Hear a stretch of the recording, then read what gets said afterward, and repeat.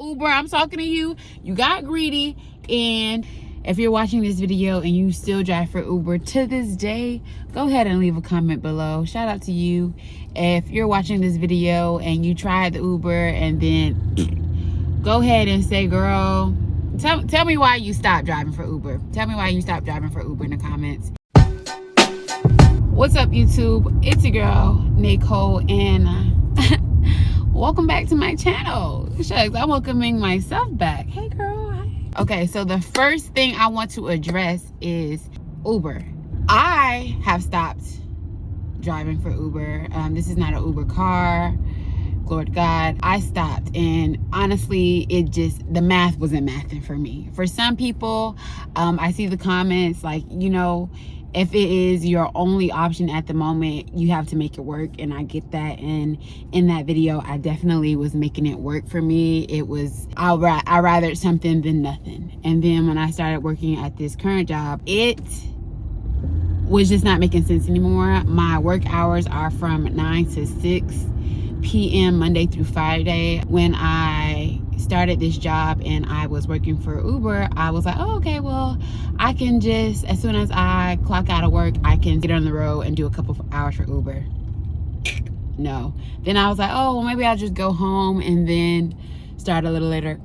No. And then I was like, well, it takes me about an hour to get home from work, so why don't I just cut on the destination and Uber whoever needs to go my direction, because I live in the Valley area and I work in Santa Monica. So I was like, why don't I just, you know, use that distance to bring whoever needs to go upward and make a couple dollars.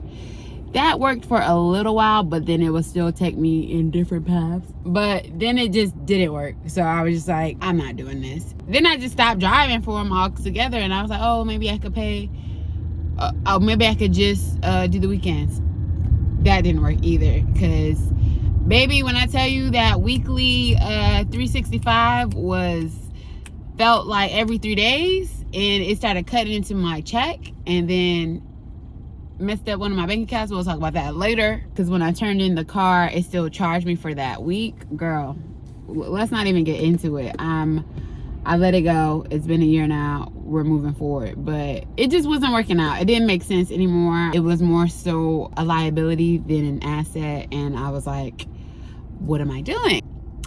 That's my story about Uber. If you're still driving for it, shout out to you. I've seen people use my referral code. Honestly, I get it. Like, if you need to do it, go check it out, try it out for a week, and let me know, share your thoughts with it, because honestly, different strokes for different folks. But the main thing is, Uber is taxing. Uber be hitting you over the head with the weekly price, and you don't have to pay for gas. I mean, and you do have to pay for gas. Excuse me, I misspoke. You have to pay for your own gas, and it just became a financial strain. And that was the opposite, because it's like, yeah, I need a car, but I saw some of you in the comments doing the math, like it was $1,000 a month for the car, and it just was not making sense. In all honesty, I started making some change through the referrals, and then Uber got greedy and told me, yeah, Uber, I'm talking to you. You got greedy, and they stopped giving me the referral money. So for those of you guys who are using my referral code, I see your names, but Uber is like, nah, you made too much, so we're gonna hold off of that. But for now, the video is at like 100,000, almost 100,000 views, and Uber being stingy even found another way to be stingy with the coin. And I'm just like, y'all going to hell. But yeah, if you're making money off of it, if you're driving off of it, shout out to you. Shout out to you. Get your money, black man or non-black person, period. Just do what's best for you, truthfully.